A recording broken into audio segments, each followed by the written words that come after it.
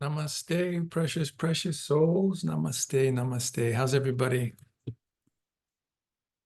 Good, good, good. Excellent. Well, tonight's going to be fun. I actually really like these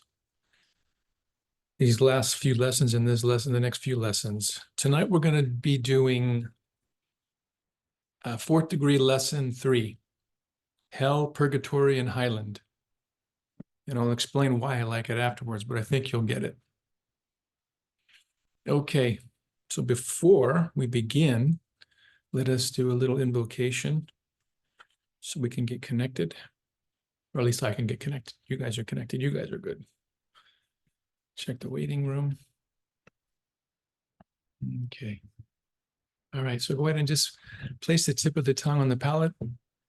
Be in a nice receptive pose, palms facing up. If you want, you can just slightly tilt your head slightly forward if you'd like.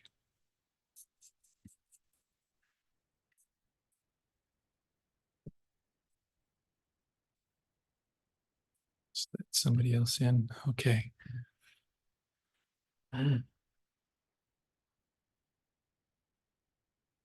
To the causal logos, the supreme being, to the great architect of the universe, Heavenly Father, Heavenly Mother, to all the great ones, to Holy Master Choa, to Buddha Padmasambhava, to the Circle of Seven, to Robert and Earlyne Chaney, to Master Astara, to Lord Kuthumi, Lord Rama, Lord Zoser, to the Astarian hierarchy, to the Lord Yehoshua, Bar Miriam, the Lord Christ, the Holy Mother Mary, Lord Kuan Yin Buddha, Lord Gautama Buddha, to our celestial guides, our angel guides, our spiritual guides, our higher souls, our oversouls.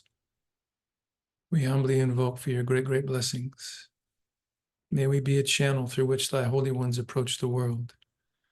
May we be a center for the radiation of thy power. Teach us to travel light, that we may better gain the heights, break the bonds that bind.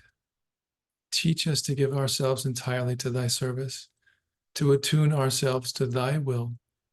Teach us to lay down the small personal life for the greater cosmic life, and to love with the love of God.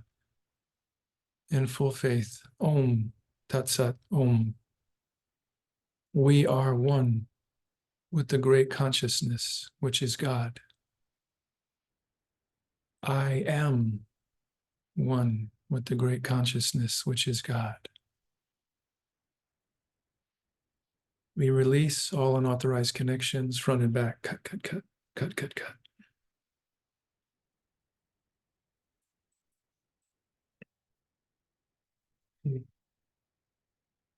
So, fourth degree, lesson 3, Hell, Purgatory, and Highland.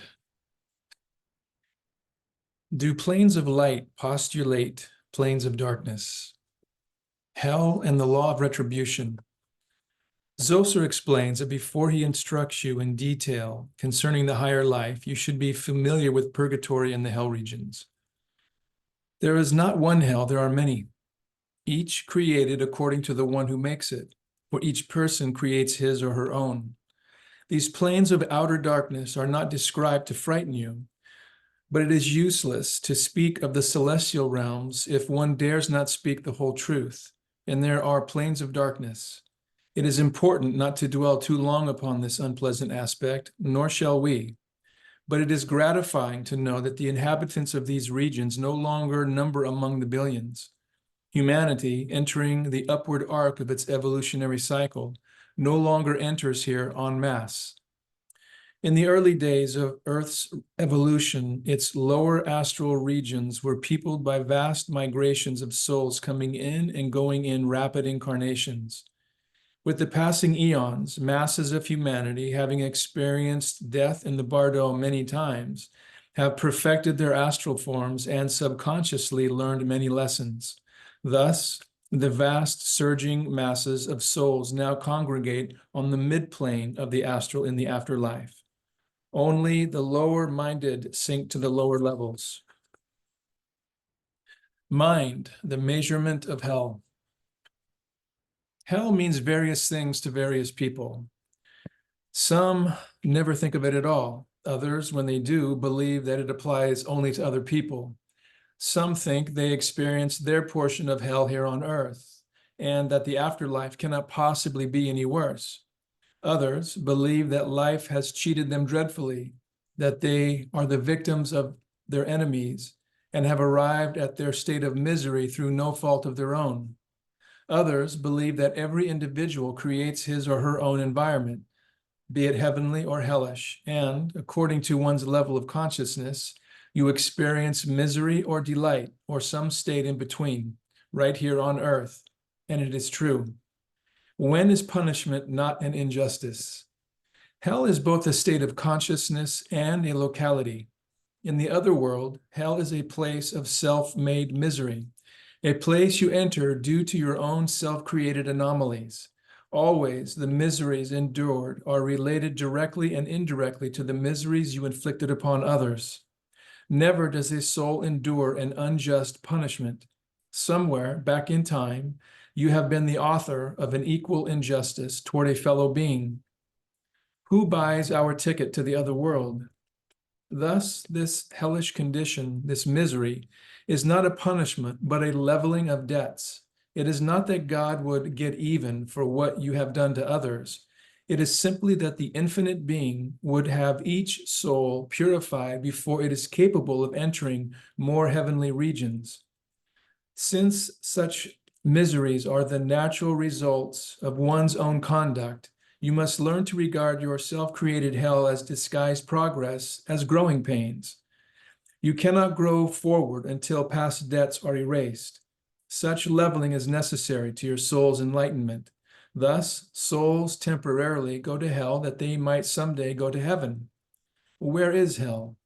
The reasonable question is asked. If hell is a location as well as a state of mind, where are the hell regions? In the ethers, overshadowing various areas of every city on earth, there exists a facsimile on the etheric plane. Rising above various areas of Los Angeles, Chicago, New York, London, Tokyo, Moscow, as well as every district of every other city where hate is found, are found etheric hells on the inner planes. Please do not misunderstand this. The economically disadvantaged people who are forced to live in poorer areas on earth are not the ones who find themselves in this hell after death. It is those souls filled with hate for themselves and others who find themselves in hell, and they may have been rich, poor, or middle class on earth.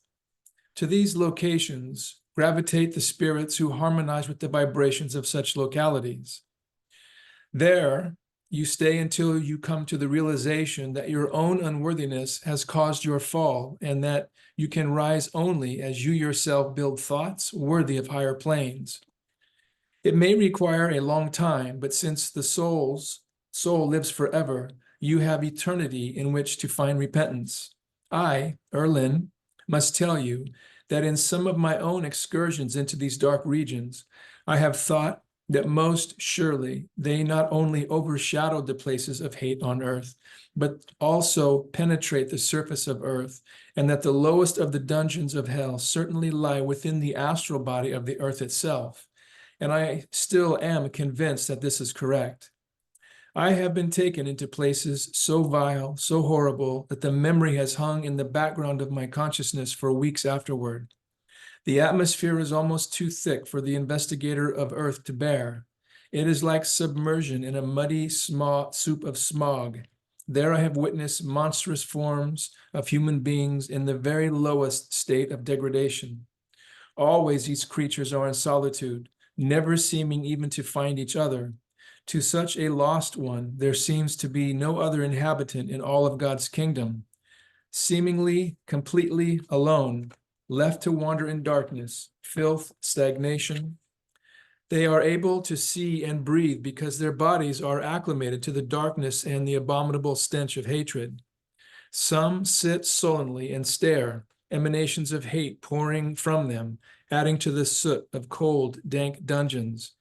In other areas, the heat is intense enough to make one realize why some ancient writers described hell as a burning pit. The fires were most certainly not like that of earthly heat.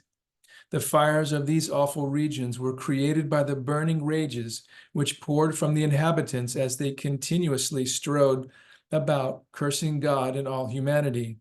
Truly, these unhappy souls created their own burning pit.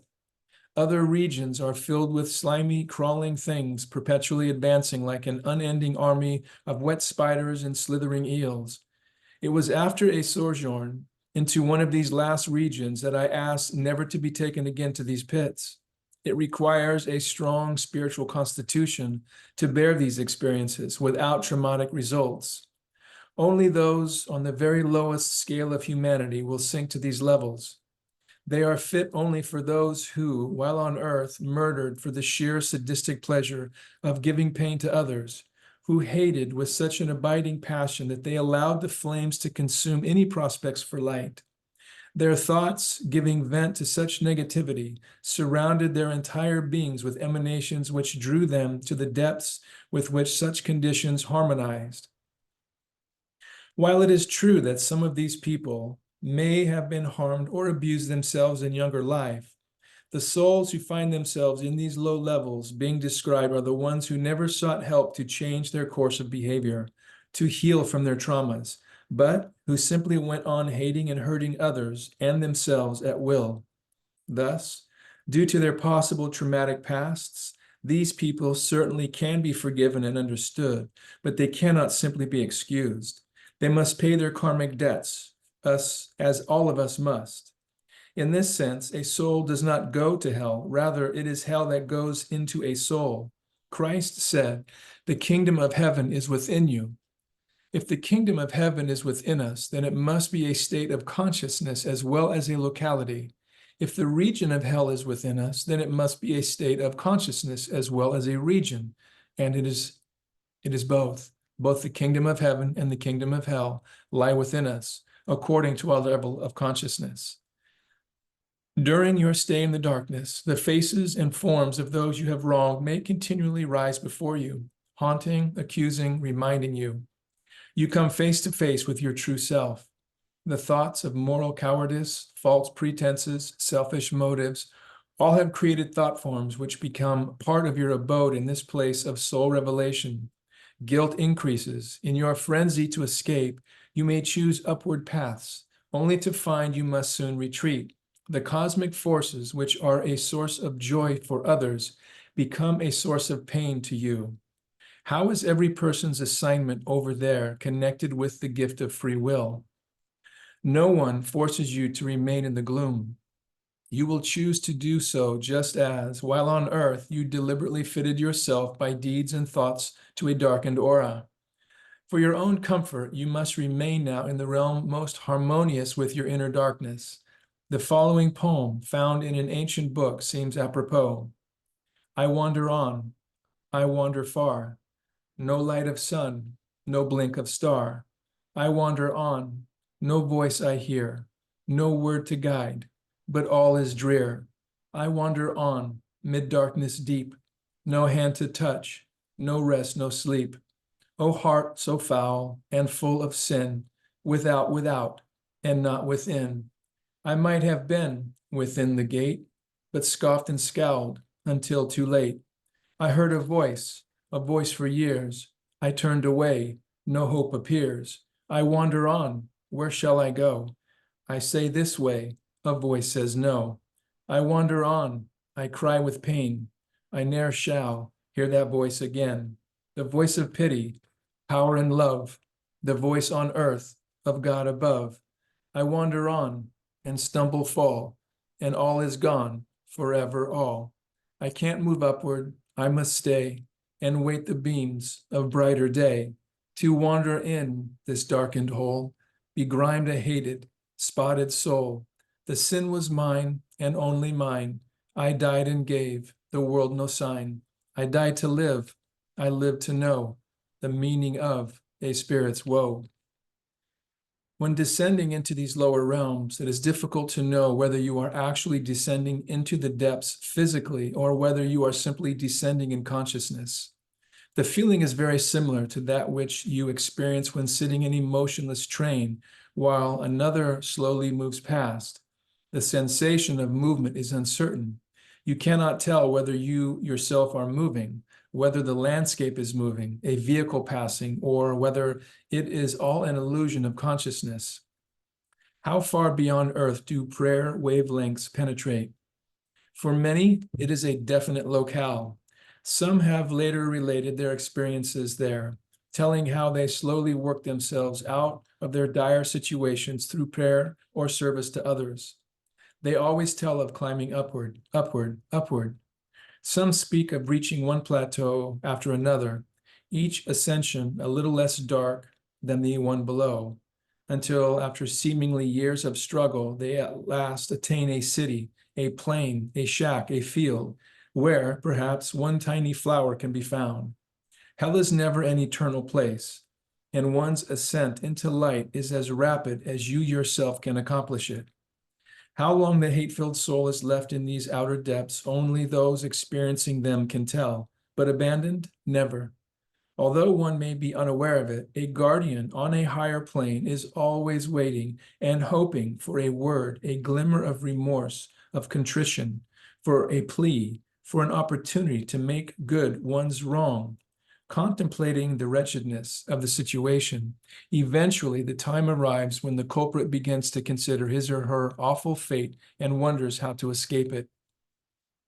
On the instant, your thoughts finally accept the proposition that you can no longer endure your torture and your solitude, your feelings that perhaps you may have been the cause of some of it. Your thoughts may turn toward a higher source, and you may murmur, "Oh, somebody, somebody, please help me." At that very moment, you will receive help from the angel guardian who has long awaited such a plea. Does death change one's character? Yet the sheer cunning of such a soul may make this one plot, someone has sent a beam of light and has heard my call. Perhaps if I pretend to believe in God, I can escape these horrors. The Holy One on high, compassionately smiling while reading the thoughts of the wayward one, nevertheless continues to send light each time the prisoner asks and utters a prayer. Little by little, the soul finds itself emerging from darkness into the twilight zones. Always, always, there is the record of long, hard struggles to climb higher, of sincere remorse, finally of an understanding of self-responsibility, and a slow, slow awakening to the actuality of a heavenly Father, Mother, and a presence, though unseen, of higher ones who really care. Always there is that slow unfolding realization that one is never lost, never actually beyond God's care, never really abandoned and alone. Thus, often this struggling soul finally realizes that it alone can bring an end to this torment. In any case, there is not eternal punishment. For those who overcome, there is ultimate liberation from the lower regions. For those who persistently refuse such liberation, there is the ultimate return of the soul to another incarnation on earth. Hell? Yes, indeed. Eternal torment? No. Indeed, only as it seems so to be in the mind of the individual. There is no pit of eternal damnation where fires as we know them on earth blaze up to consume the damned. Even in the tortured consciousness of the creatures in the lowest regions, there is always a possibility of salvation. The eternal fire of hell is a metaphorical phrase misunderstood because of its literal interpretation. We also read that our God is a consuming fire, Deuteronomy chapter 4, verse 24. But this, again, is a metaphor. Our God is not a consuming fire in a literal sense. No more is the fire of hell unquenchable and eternal. Both must be esoterically interpreted. The fire of spirit is love. To say that God is a consuming fire is only another way of saying that the divine spirit is a consuming love. The fire of hell is again the fire of love, never the fire of a vengeful God. It is the purifying fire that cleanses the soul of the stain of mistake and error. It is indeed a consuming fire, but it consumes only the dross of a misspent life. It is meant to show a sinner the folly of one's greed, selfishness, hates. It is not meant to be a punishment from a God seeking revenge, for the quality of the fire always equals the exact degree of the crime. Thus, it is the soul who creates its own punishment, not God who sentences it. Whither shall I flee from thy presence? If I make my bed in hell, behold, thou art there. The Psalm 139, verse 7 and 8. Why does eternal life depend upon eternal love and vice versa? A proof that the fire is a consuming fire of love lies in the knowledge that the time will come when all hate and self-torment will have burned away, and the soul will emerge from its ordeal. It is God's way of helping you balance the scales of justice and ultimately attain your rewards. The rainbow of infinite love spans all the dimensions of the everlasting life, earth, hell, and heaven. The soul in the lower realms is constantly reminded that there is a higher plane, is shown visions of what life could be like and will be like once you repent or change your mind. Just knowing what happiness others are enjoying is indeed your greatest punishment, for you are quick to realize what might have been. Once you realize that you yourself are the only obstacle that stands in the way of attaining such joy, you usually overcome your bitterness and begin to generate a powerful incentive to improve your sordid conditions. This is the first step upward, a realization that no one coerced you into hell, and that you are there as a result of your own mistakes, and that no one is forcing you to remain. Once you fully accept the knowledge that only you can free yourself by a change of attitude, only then do you begin to overcome your hates and learn the law of love. Theologians notwithstanding, the time has come when humankind will no longer accept the teaching of a forgiveness or a foreverness of hell and eternal punishment for wrongs committed during one single incarnation on earth. The don'ts to remember. There are those on the lower astral who vicariously continue to struggle with habits formed on earth. Many people who suffer from alcohol addiction, who haunted bars on earth, will still haunt them after taking up life on the astral. If it is thought that an alcoholic arriving on the inner planes automatically reforms, it can be affirmed that some do, some do not. Some gravitate to the hell zones that interpenetrate the same neighborhood they habitually visited on earth, even the same bar.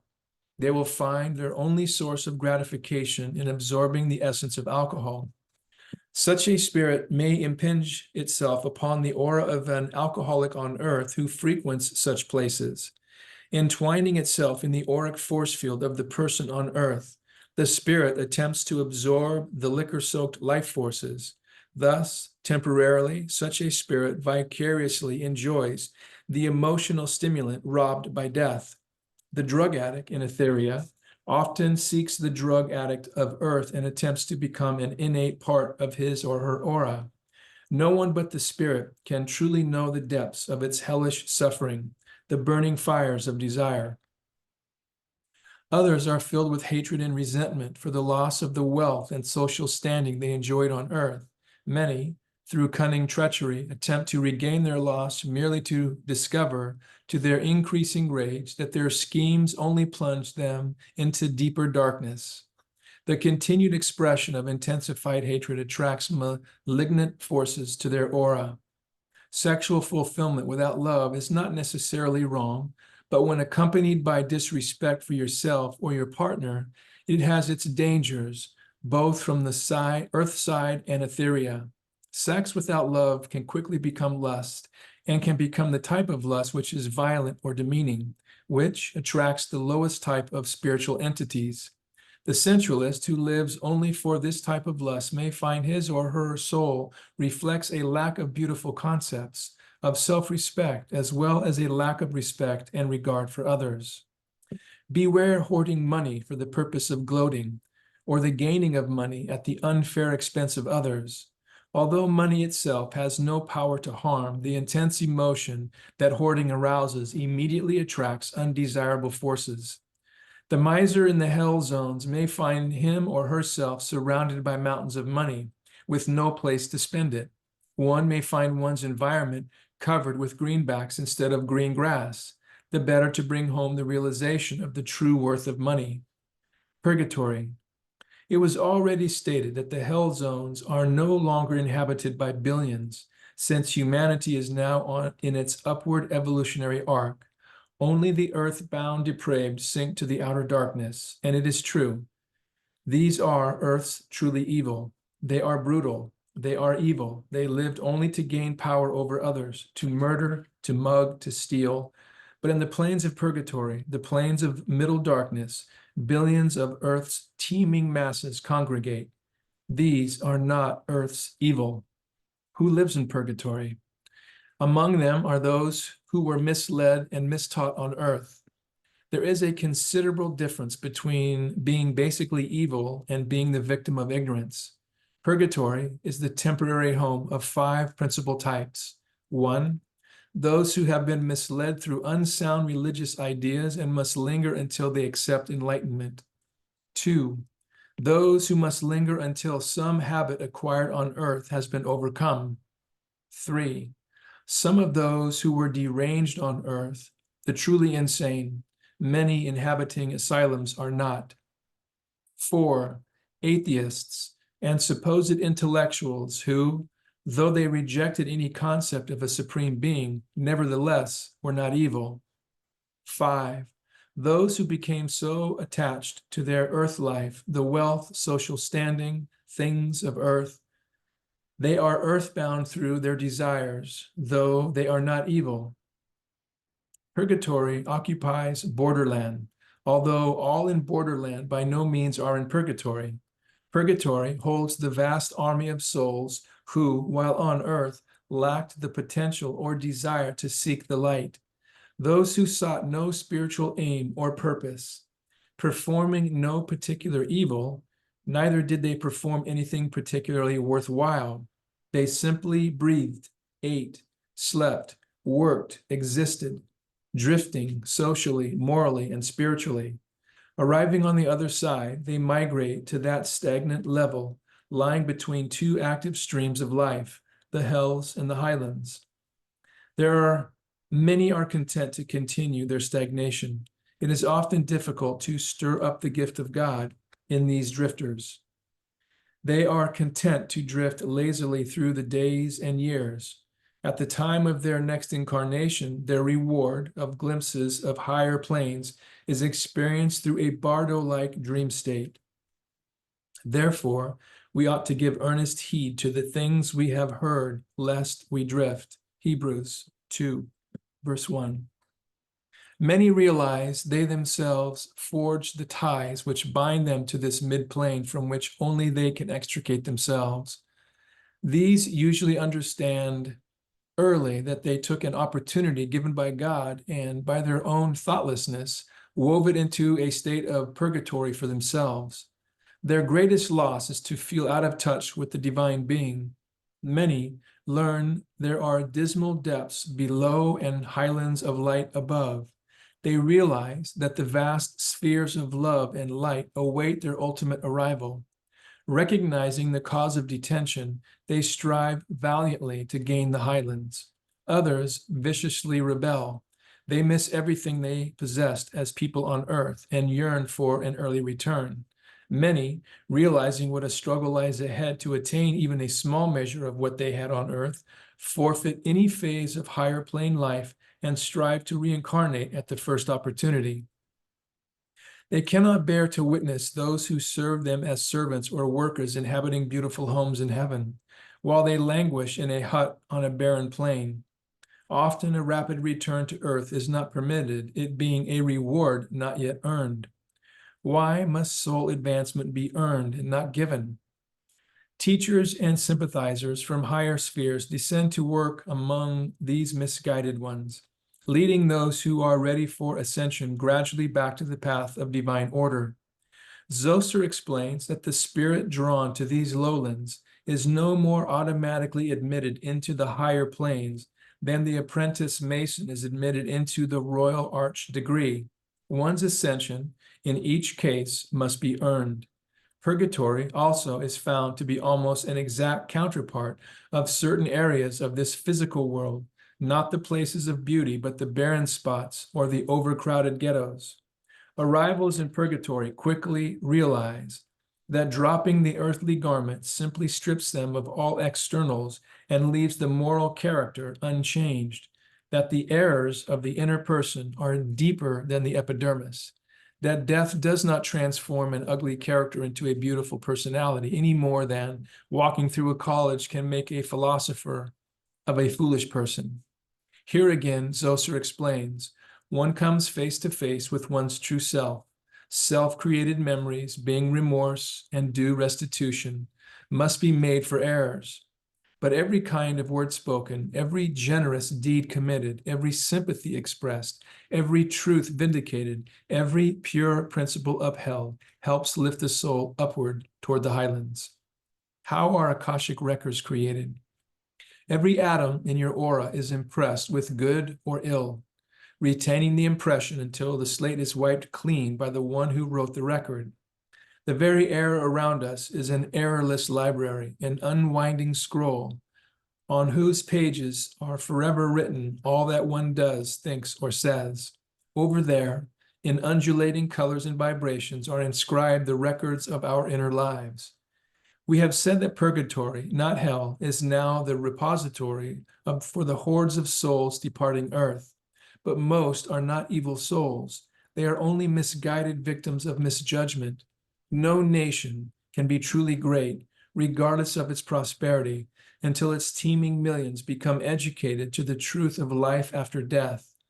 Every nation, every city should be intent upon preparing its citizens for a better life over there. Every soul on this earth planet, regardless of nation, should make it his or her business to spread the truth of life after death, to teach others how to prepare themselves for the afterlife, to teach those still on earth the importance of overcoming their hatred for others and their selfish desires. We cannot make a better world here until our world becomes better acquainted with that world. Once humankind en masse learns that we must eternally go on living life, we will come to know that we can only live it properly by loving it.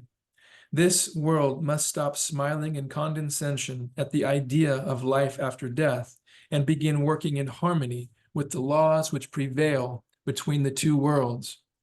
Once it is established that there is another world lying all about us, that it has its dangers as well as its beauties and its blessings, only then can this world begin to overcome or become the light it was meant to be in the divine universe. It would be wonderful if our schools, colleges, and churches instructed the young concerning life after death, what that life is like, and how to prepare themselves to meet it. One should learn what life is like over there to make life more meaningful here. People can no longer afford to laugh at immortality and those who believe it. The time for action has arrived. We do not go to heaven in a crowd.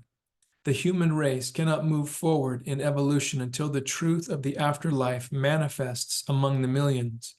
Only then can the masses realize that there is more to life on earth than earning a living. There is the need for loving, for learning how to love, how to express and accept love, how to share and how to give love. We need not discuss purgatory at length. The subject has been discussed in previous writings and may be again in future lessons. It is readily recognized as the lowlands of the astral. Few souls escape a brief or lengthy detention there. One may linger but an hour, another a week, another a year. As we human beings choose to measure timeless time, each soul travels the upward way at its own pace, but arrive at will. Nothing in all God's universe is so sure, so certain, so inevitable. The initiate will bypass purgatory completely if he or she has lived up to the principles required for initiation. Is there a conflict between mercy and justice? Mercy, justice, and forgiveness. Justice demands that those who suffer unjustly at the hands of others must be compensated for their suffering, and those causing the suffering must themselves so suffer. Where then does mercy and forgiveness fit into such a pattern of inexorable justice? In the afterlife, it is justice that prevails. In the earth life, it is mercy. Forgiveness comes later. Considering mercy in the earth life first, it must be remembered that God adapts divine attributes according to the necessities of the human family in its development. God must deal with an infant humanity much as parents deal gently with their young. Patient, forbearing, and long-suffering is our Heavenly Father Mother, each of these calling forth the attribute of mercy, so much needed during the early stages of the soul's development on earth. An immature humanity comes forth on a budding planet, already terrified by its environment, unable to understand either itself or its God. It understands little of right and wrong. Each soul is afraid of its own inner longings, filled with awe at the forces surrounding it. Imagine the appalling catastrophe if God demanded stern justice of such young souls. It is here that mercy is enthroned, and it is given even to the wisest of us. Without a showering of divine mercy, how could humankind ever endure life on earth? If every transgression of the law demanded immediate justice, chaos would reign. Indeed, it is the absence of justice on earth that often compels the atheist to doubt the existence of God. Oppression, tyranny, and persecution seem to rule. These are the injustices of human beings against one another. It is when the oppressor, the tyrant, and the persecutor depart earth and arrive on the inner planes that justice replaces mercy. Suppose God could be persuaded to forego justice and allow mercy to intercede in the afterlife. In any single instance, the immediate result would be an injustice. Showing mercy to an offender would be an injustice to the offended. Carry this to its logical conclusion, and you find the law of karma and of balance becoming an impossibility under the auspices of a capricious God. Therefore, mercy abounds on the earth plane, where justice prevails on the astral. If any man have a quarrel against any, even as Christ forgave you, so also do you. 3:13, Colossium. What then of forgiveness?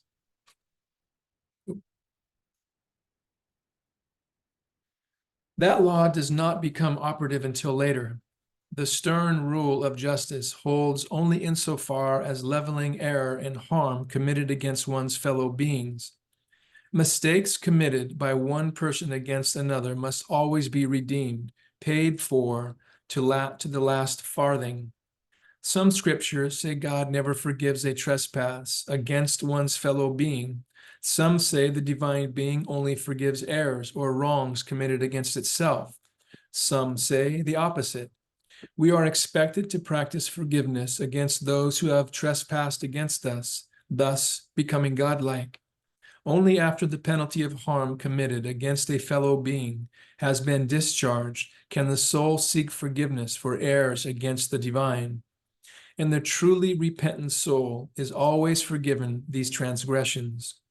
One is never eligible for forgiveness until one is first reconciled with one's sister or brother. Only when one can ascend to the Heavenly Father Mother with clean hands and a pure heart can one seek forgiveness. The Highlands. Having descended with Zoser to borderland and ascended again to your home on the Highlands, you become aware that there are no hard lines of demarcation between the ascending planes of Etheria. It is only that the grayness gradually becomes less dense and landscapes, homes, and clothing seem to emit a brighter hue. Entire surroundings become increasingly beautiful, and heavenly fragrance permeates each ascending sphere. The cities carry less of an impression of temporal matter. Material resemblances lose some of their influence and respond to the law of higher frequency. The buildings become mansions surrounded by indescribably beautiful estates. The hues of garments become ever more luminous. There are landscapes embellished with foliage, beautiful beyond description. There are walks emblazoned with precious stones. There are certainly streets of gold, but unlike earth's gold, there are fountains clear as crystal. There are streams whose waters make music.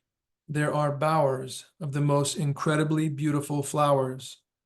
The eyes see rolling scenes of unbelievable beauty everywhere.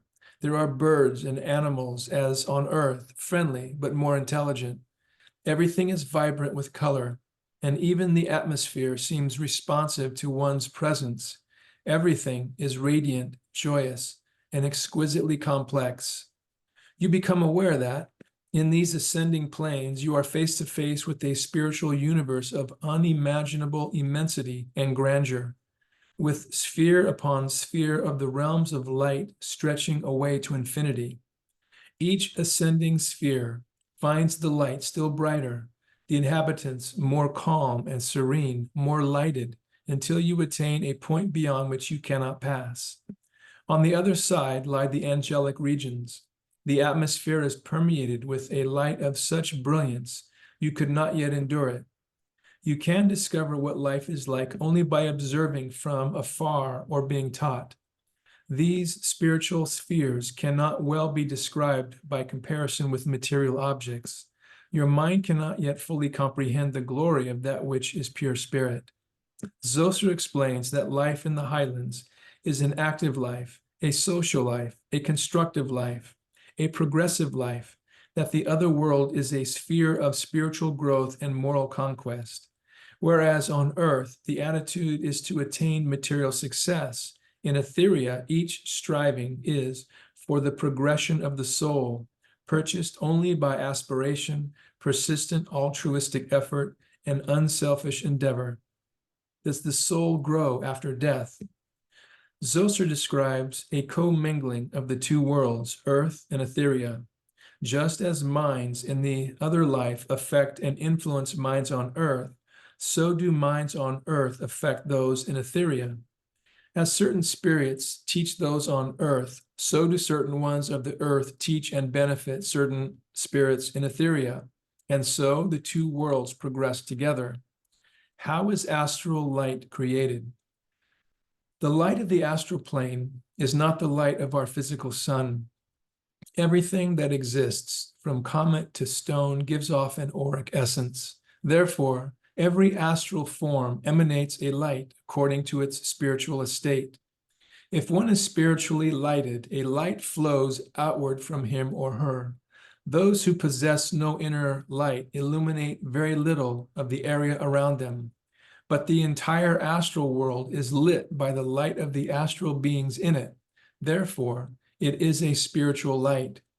The astral light is a peculiar etheric essence that picks up the light projected from spiritual beings, reflects it like the planet's mental reflecting ether, and rays it outward, enhancing the light of the entire astral plane. As spiritual beings progress and their light becomes more evolved, so do the higher astral worlds become more gloriously lighted. These etheric currents become astral cosmic rays. They undulate and change in character according to the thought patterns of individuals. Also, a flow of cosmic radiance emanates from the higher planes and pervades the astral ethers with a cosmic light, just as our sun illuminates Earth. The astral spheres extend a vast distance from Earth into starry space. Above that lie the mental spheres, and above that, paradise. It encompasses the causal plane. Above that rise other planes and spheres, embracing the intuitional, nirvanic, monadic, and finally, the indescribable Godhead. But about those spheres we shall not speak now. Viewed in the light of such glories, our earth and earth life can better be realized as a workshop, a schoolroom, a training ground for life on wider scenes. Here, the form must be fed and clothed and rested and housed. Here, the soul meets the challenge of molding matter to conform to its needs. One should never lose sight of the knowledge that such experiences on earth are not a punishment, not a fall from grace, but are indeed a vital part of the soul's training for wider responsibilities. Only in the world of dense matter does the soul face the vicissitudes, problems, challenges that unfold and develop the talents and virtues which ultimately build a child of the infinite being. Every minute of life in the physical form should be well spent. Every goal, every dream, every talent should be viewed as to its eternal value. What will this action or development contribute toward my ultimate inner life? We'll continue in lesson 4. In each of these acorns on this picture is an invisible quality far more powerful and longer lasting than the kernel which it permeates. You cannot see it, weigh it, measure it, buy or sell it, but it's there, and given an opportunity will become a magnificent tree. Now think about this fact. There is a quality in me which cannot be seen, weighted, measured, bought, or sold. But if I give it the proper opportunity, it will continue to evolve until in time it will become a being magnificent. You are already providing just such an opportunity through your Astarian studies. And now you are ready to continue with lesson 4 of the 4th degree. Its title, Adventures in Astral Astara. In lesson 5, you are introduced to still more wonders of the next spheres of life, an eyewitness account entitled Land of the Living Dead. To know the future is to be prepared for it. I think we'll end with a little Plato. Our soul was something before it came to exist in this present human form, whence it appears to be immortal, and as such, it will subsist forever after death.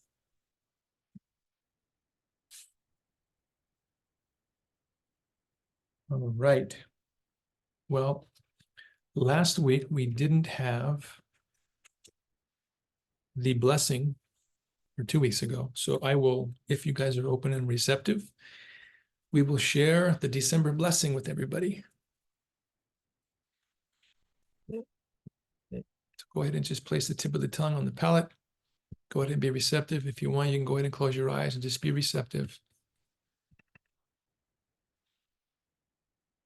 To all those that we have invoked to.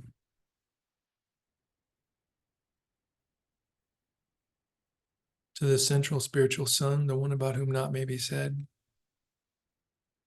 To the eternal Aum, emanating out in the lower worlds, middle worlds, higher worlds, in all 8 directions, above and below. May all on this call, all Astarians, experience the unconditional love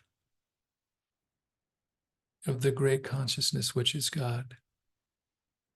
Let the blessings of the divine spirit come into our life, not to be permanent possessions, but to be given some future impulse of love by us, then passed on to another whose dark life needs their light, or those weak life needs their sustenance.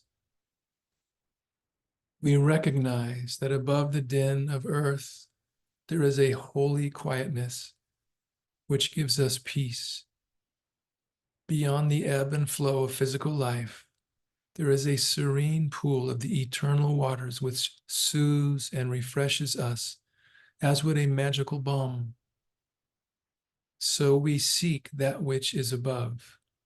We journey the way within to that holy land where there is healing for the troubled soul, stability for the ruffled mind. May this season of light, may the divine stream of light surround, enfold, embrace, bless, and heal all on this call, all Astarians, all whom have sent in prayer petitions, prayer requests, healing petitions, healing requests into Astara, and to all on our beloved Mother Earth who have sent in any prayer to the great causeless cause. May the divine stream of unconditional light and unconditional love surround, enfold, embrace, and bless you all. May you all be blessed with a Merry Christmas filled with love and peace. May these blessings manifest spiritually, mentally, emotionally, etherically, physically, cellular, intracellular, atomically, subatomically, into every particle of your being. I am that I am. That's so, that's so, that's so.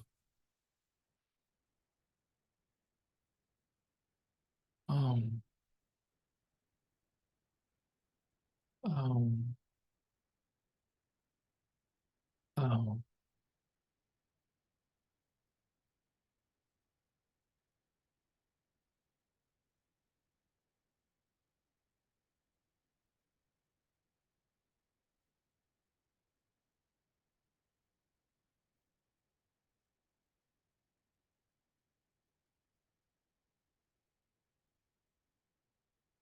If you want, you can just silently affirm, I deeply, completely, and fully accept the energy and the blessings pouring from the causal logos, the creator of all that is,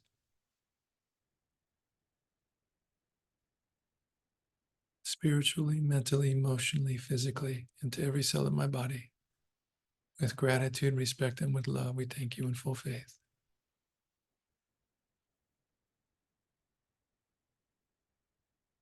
Namaste, precious, precious souls. Thank you so, so much. Have a beautiful rest of your day, your night, your morning, wherever you are. Enjoy. Have a Merry Christmas, and we will see you tomorrow for Blessing the Prayer Petitions. Take care. Thank you so much.